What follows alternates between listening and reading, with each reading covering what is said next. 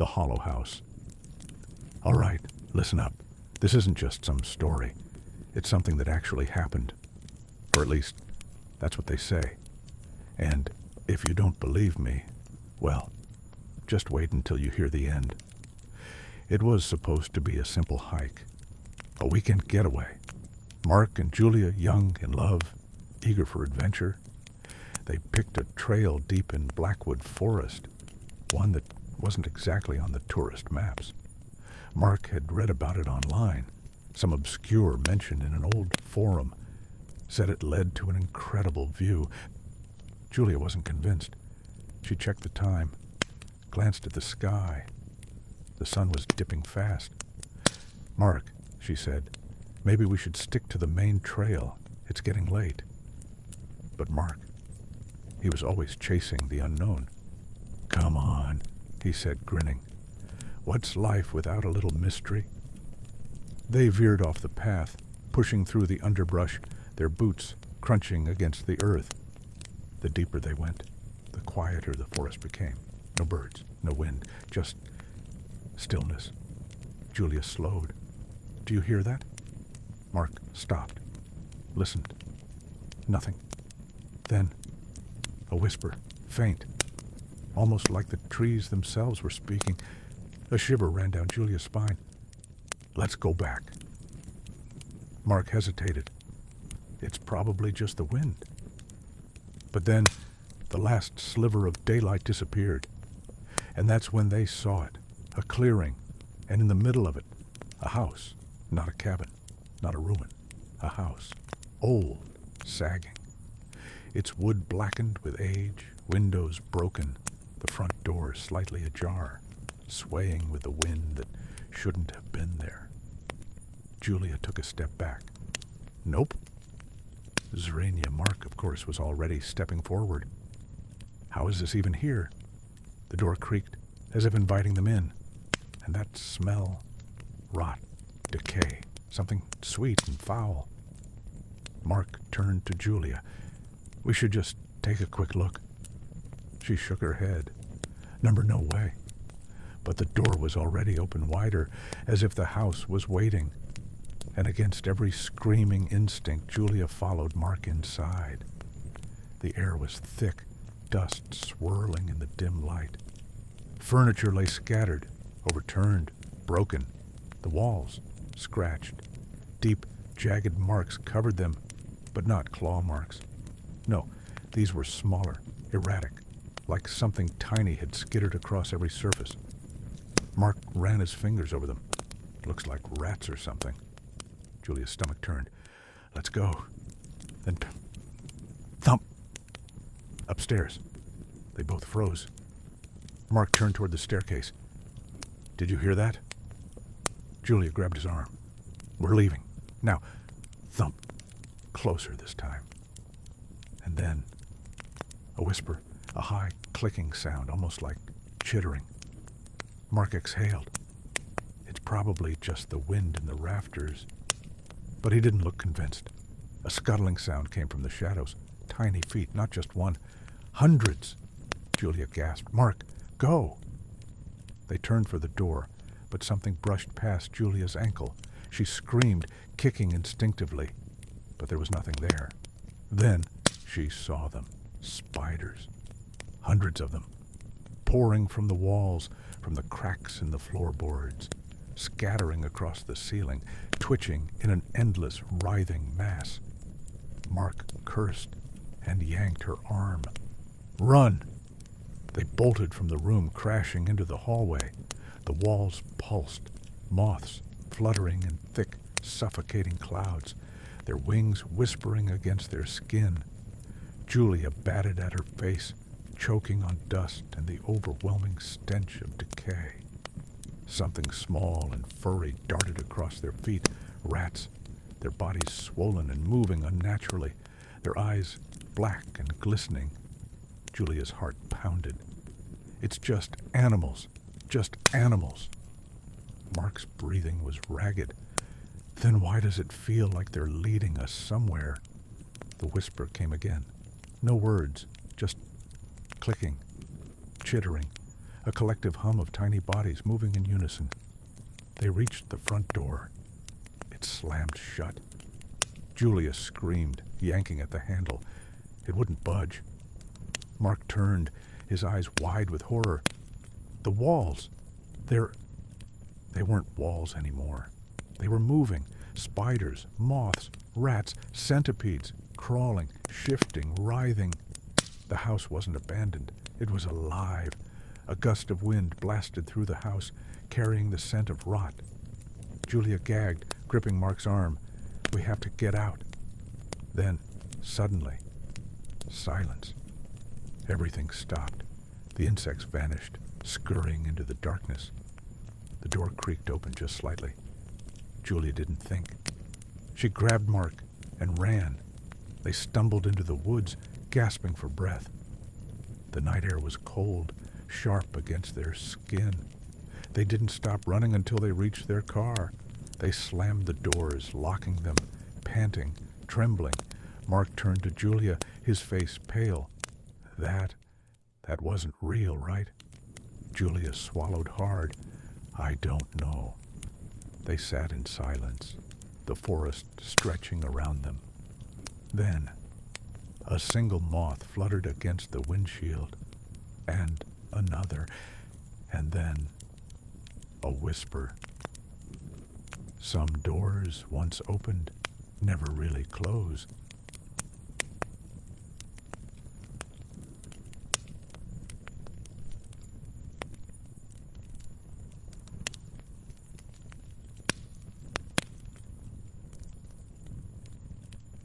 That night, Julia barely slept. Every sound outside the cabin made her flinch. Mark insisted it was just the wind, the stress getting to her, but she could still feel them. Tiny legs crawling just beneath the surface of her skin, whispers in the dark corners of her mind. Days passed, but the feeling never faded. The moths followed them. The whisper lingered. One morning, Mark woke to find Julia sitting on the edge of the bed, staring at the window. She didn't turn when he spoke her name. Because outside, pressed against the glass, was a single, perfect handprint. Too small to be Mark's, and far too many fingers.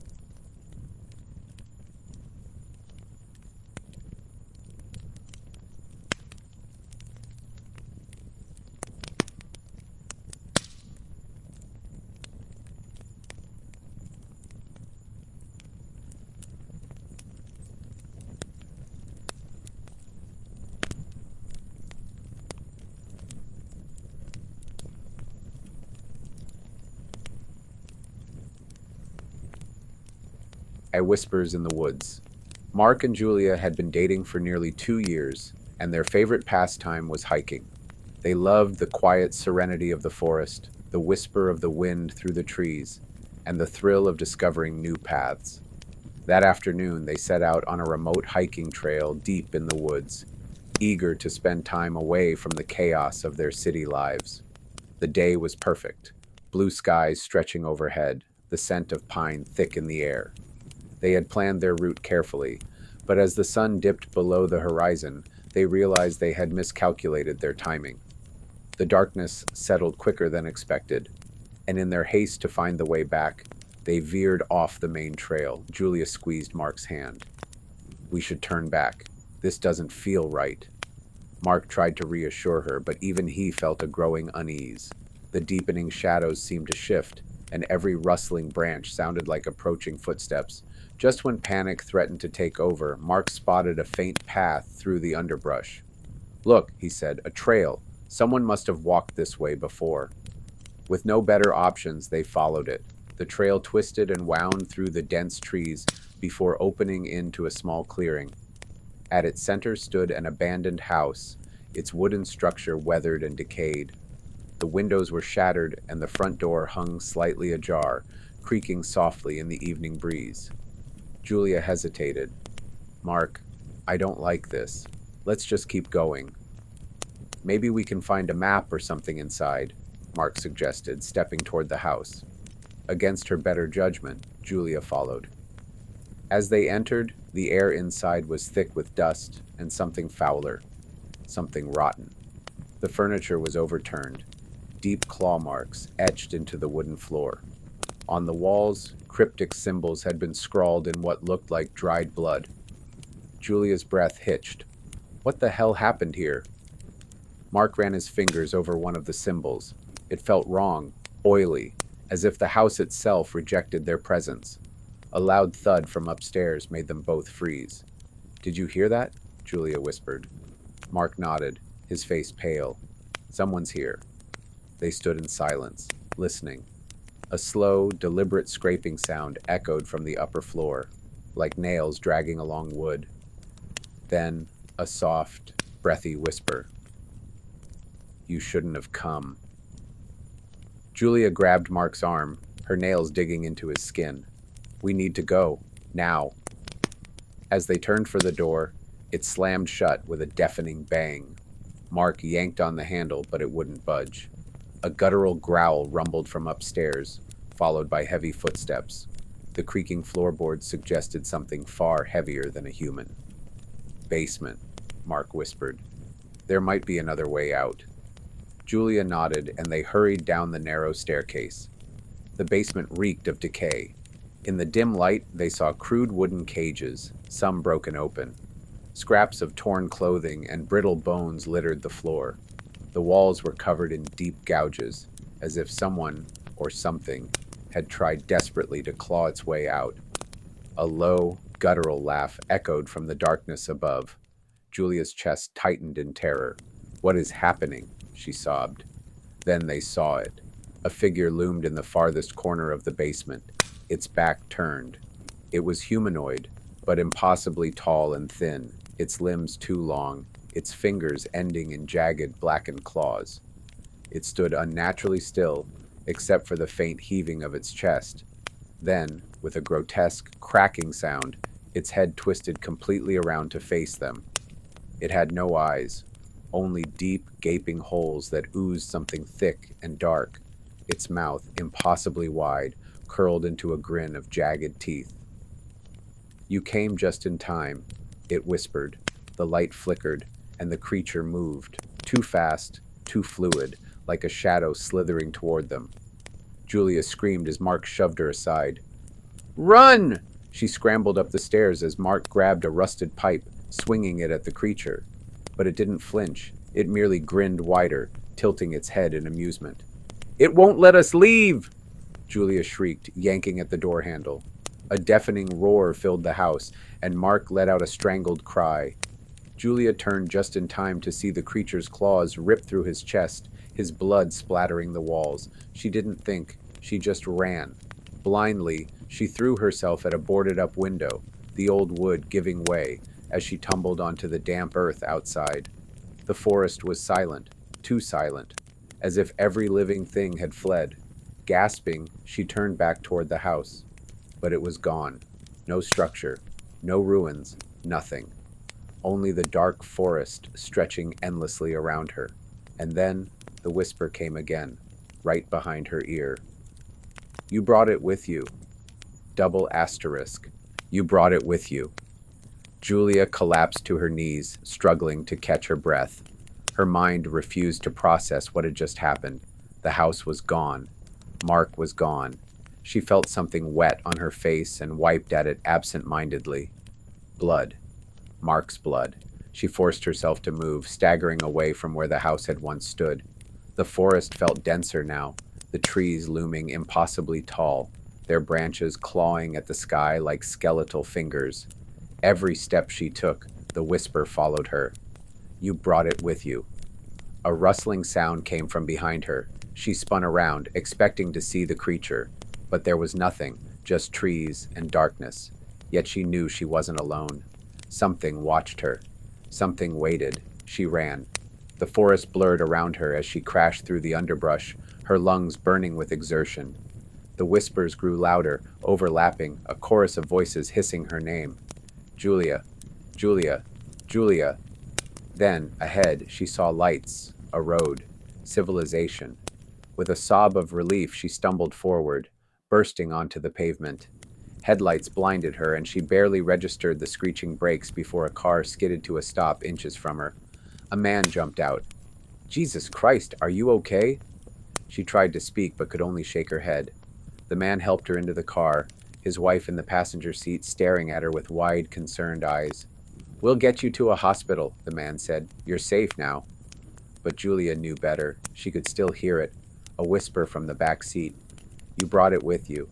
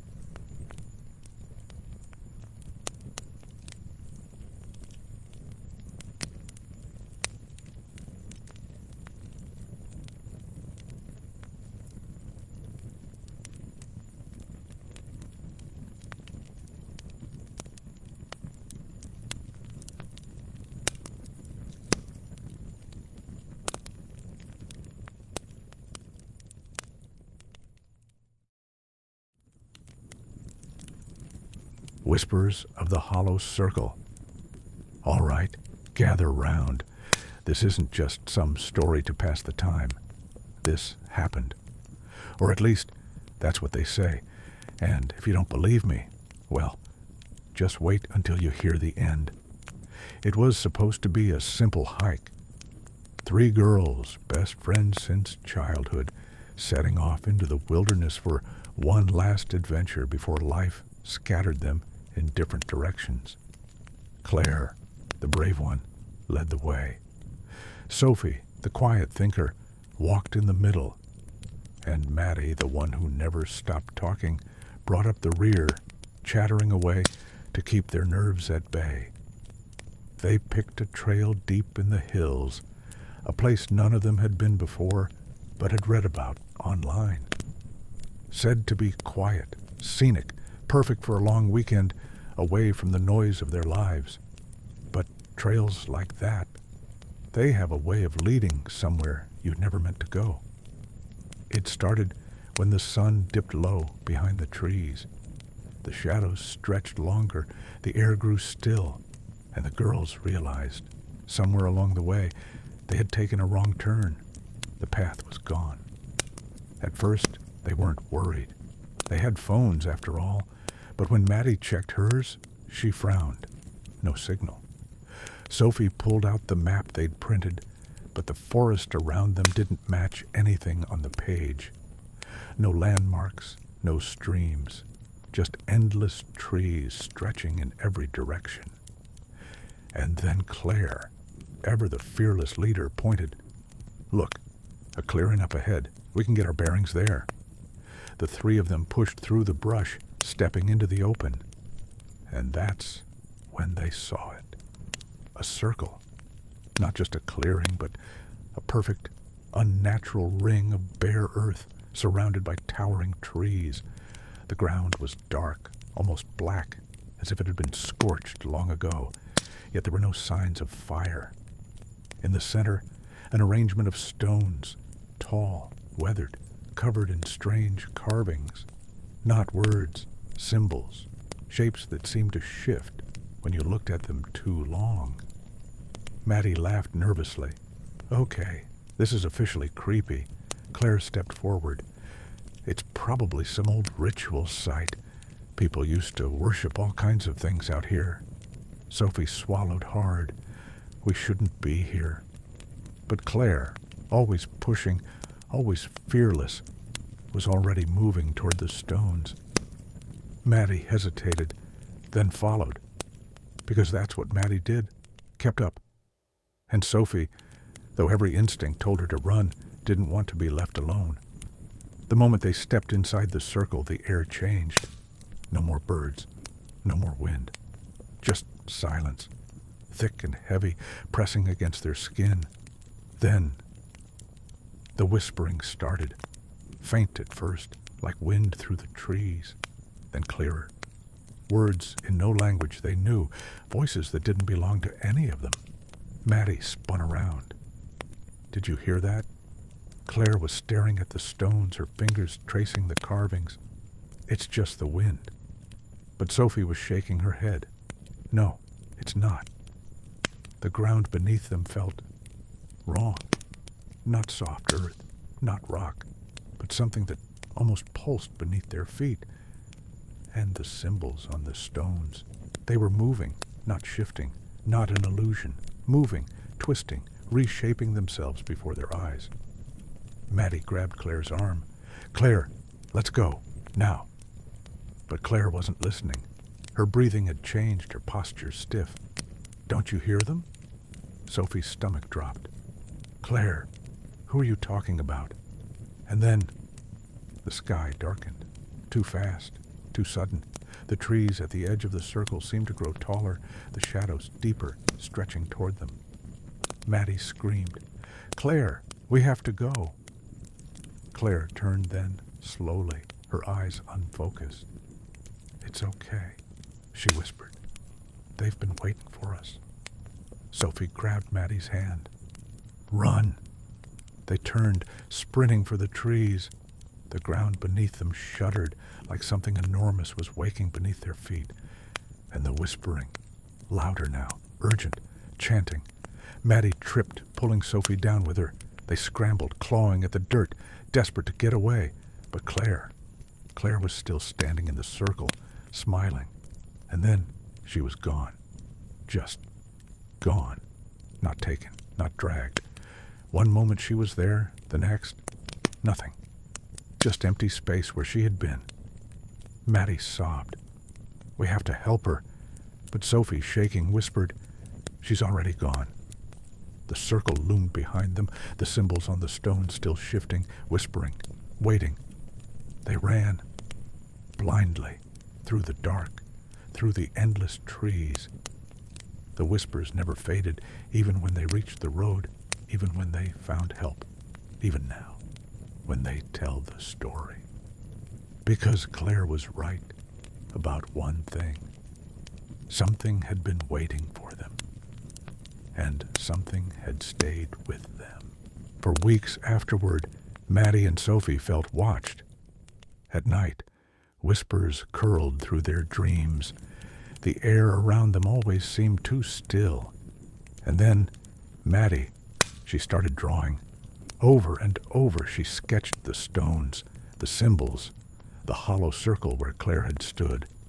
And Sophie started waking up outside. First on her balcony, then the backyard. Then, one morning, at the edge of the woods, near a clearing. She doesn't remember walking there, doesn't remember dreaming, only remembers the feeling something was waiting, and it still is. So if you ever find a place like that, a circle where nothing grows, where the air is too still, don't step inside, because some places are not meant for us, and some doors, once opened, never really close.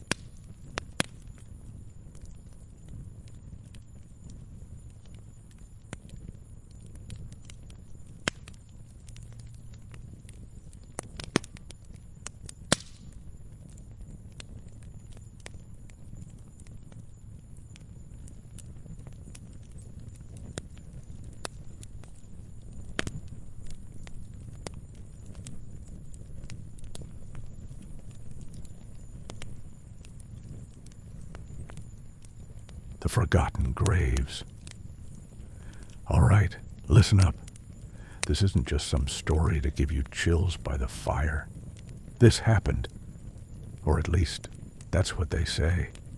And if you don't believe me, well, you might change your mind before the night is over.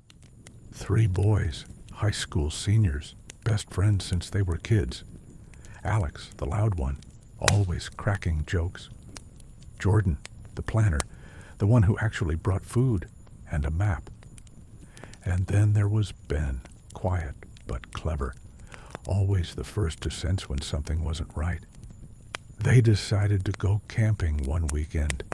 One last trip before college sent them in different directions.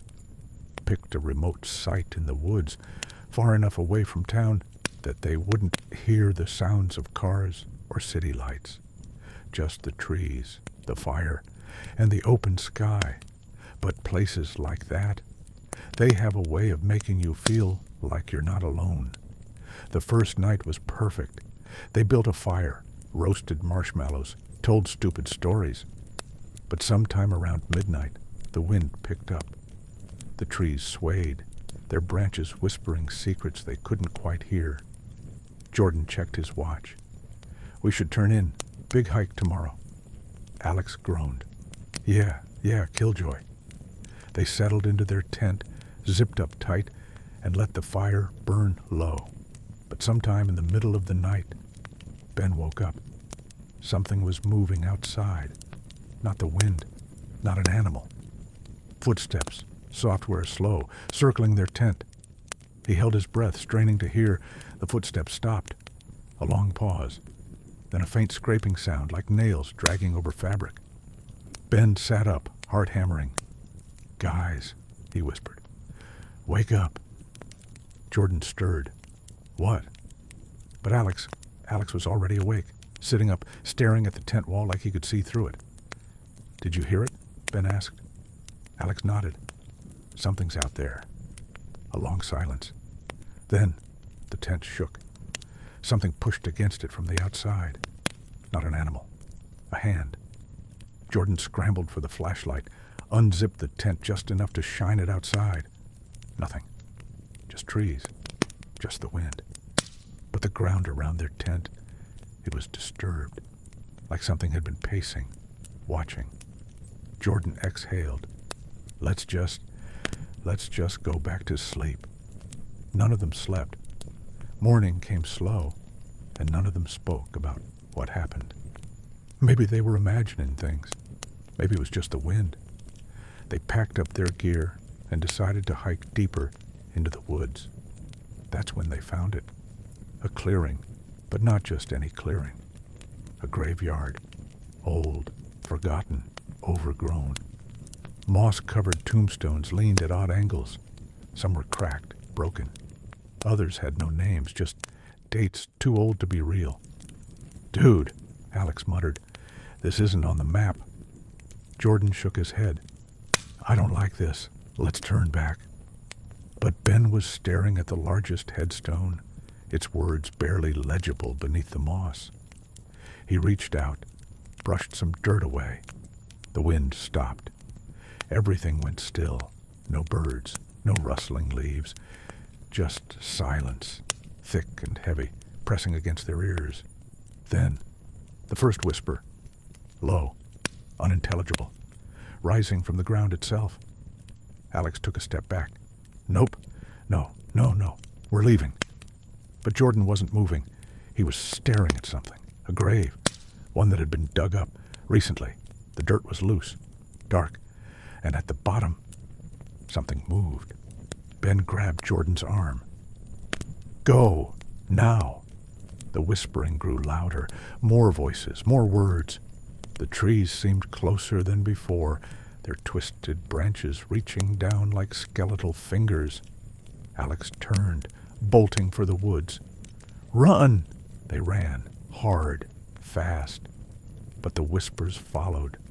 The ground beneath them felt soft, as if something beneath was shifting, trying to pull them down. Then, Jordan tripped. Ben skidded to a stop, turning back. Jordan was staring at the ground where he had fallen, a handprint pressed into the earth, deep, like something had been reaching up from beneath. "Help me." Jordan scrambled to his feet, gasping. It grabbed me. They didn't stop running until they saw their campsite again, the fire pit, the tent, the car. They didn't speak, didn't look back. They just packed up their gear, threw it into the car, and drove. Fast. Only when they were miles away did Alex finally whisper, "Did you see it?" Jordan swallowed. "See what?" Alex's hands were shaking. "The grave. The one that was open.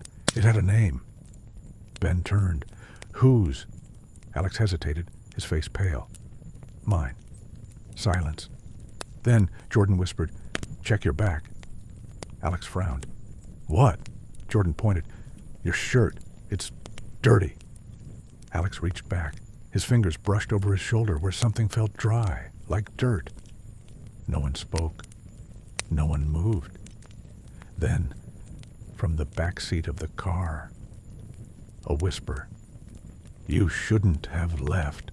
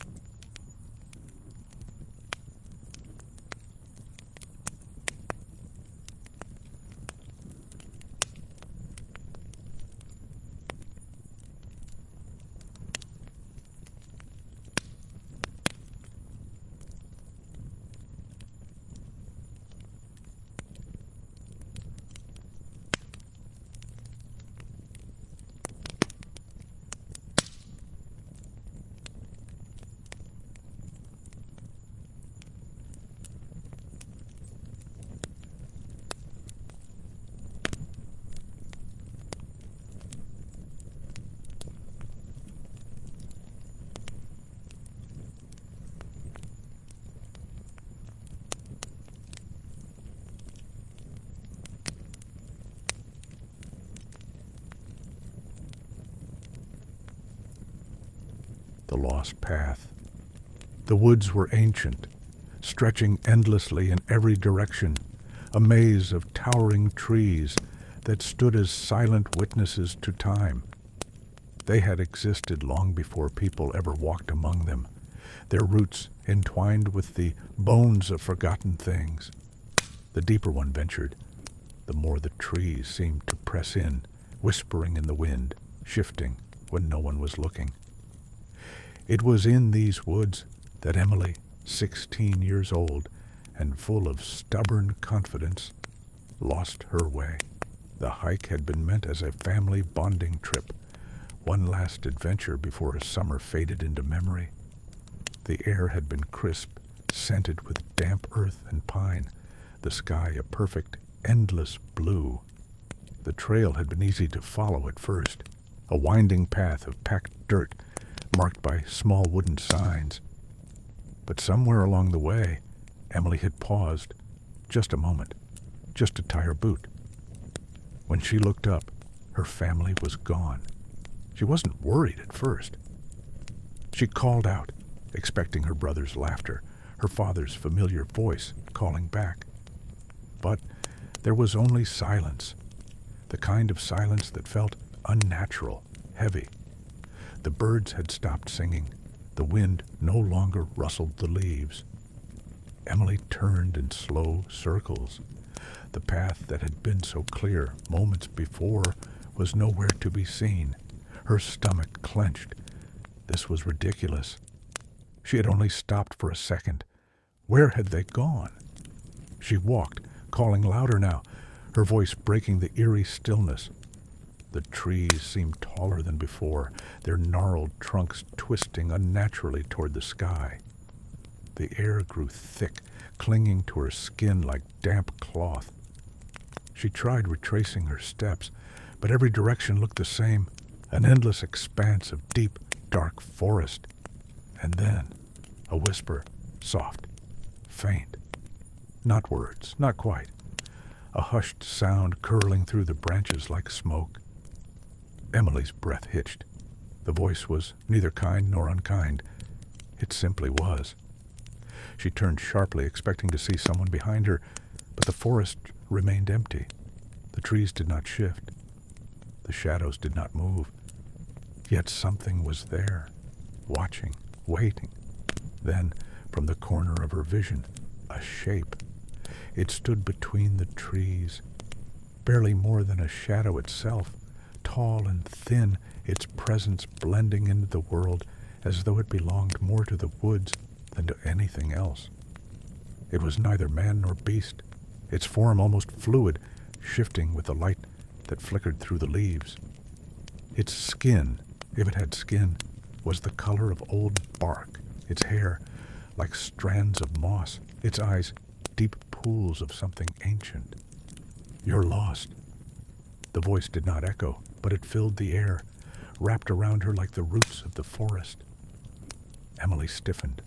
Her mind screamed at her to run, but her feet remained rooted in place. The figure did not move closer. It merely watched. The sharp breeze rattled the branches above. It smelled of damp soil, of old things buried beneath layers of fallen leaves. A strange sort of calm settled over her. The figure was not threatening. At least, not yet. "I can help," it said. Her throat was dry. Her heart pounded against her ribs. Logic told her not to trust anything that appeared from the depths of the woods. But what other choice did she have? The path was gone. Her family was nowhere in sight. She was alone, and she knew, somehow, this thing was the only presence that could see her. The spirit turned, drifting rather than walking, and she followed. The forest seemed to bend around them, the light shifting strangely, as if the trees themselves were guiding the way. Time stretched and unraveled. It could have been minutes. It could have been hours. She no longer knew. Then, the air changed. The wind ceased. The sky dulled, and the colors of the leaves faded to muted grays and browns. A stillness settled over them, thick and suffocating. Then, somewhere beyond the trees, something screamed. Emily froze. The spirit turned sharply, its body tense, its gaze locked on something unseen in the distance. For the first time, she saw fear in its ancient eyes. "It knows we're here," it whispered. The woods shifted, the shadows thickened, and from the farthest reaches of the trees, something moved. It did not walk, it did not run. It crawled, shifting unnaturally through the underbrush, its form obscured by darkness. The ground seemed to shudder beneath its weight, the very air quivering with its presence. And though Emily could not see its face, she felt its gaze settle on her like a hand pressing against her chest. The spirit grabbed her wrist. It was the first time it had touched her. Its grip was ice. "Run!" She obeyed. The forest blurred around her, the trees twisting, reaching. The sound behind them was a cacophony of breaking branches, of something too large moving too quickly. The ground pulsed beneath her feet, as if something beneath the earth was shifting, awakening. The river. They had to reach the river. The spirit led her through the trees, its pace unrelenting. The rushing sound of water grew louder, a beacon in the consuming darkness. If they could reach it, they would be safe. They were almost there. And then the ground beneath Emily's foot gave way. She stumbled. She fell. Pain shot up her leg. Her hands dug into the dirt, scrambling for purchase. The thing behind them was too close. The air thickened with its rot, its breath hot against her skin. The spirit did not hesitate. It turned, stepping between her and the creature. Its form glowed faintly, a light that flickered like dying embers. A sound like shattering glass filled the air, and Emily saw the spirit breaking, its body twisted, splintering as the darkness consumed it. It did not scream. It did not fight. It simply gave itself away. The thing recoiled, shrieking, but not for long. Soon, the spirit was nothing but dust and silence. And the creature turned back to her. She did not think. She did not wait. She ran. The trees blurred. The cold river water surged before her, and with one final breath, she threw herself into its depths. The shock of cold stole the air from her lungs. She surfaced, gasping, the current pulling her downstream. When she finally crawled to the riverbank, shivering and breathless, the woods behind her were empty. The spirit was gone. The thing was gone. Just her. Alone. Gasping. Shaking. Her family found her hours later, wandering along the river's edge, dazed, lost, confused. She never told them what had happened. Who would believe her? But sometimes, in the deep silence of the woods, she hears it, the whispers, the voice. I can help. And she knows the spirit is still out there. Or at least, what's left of him.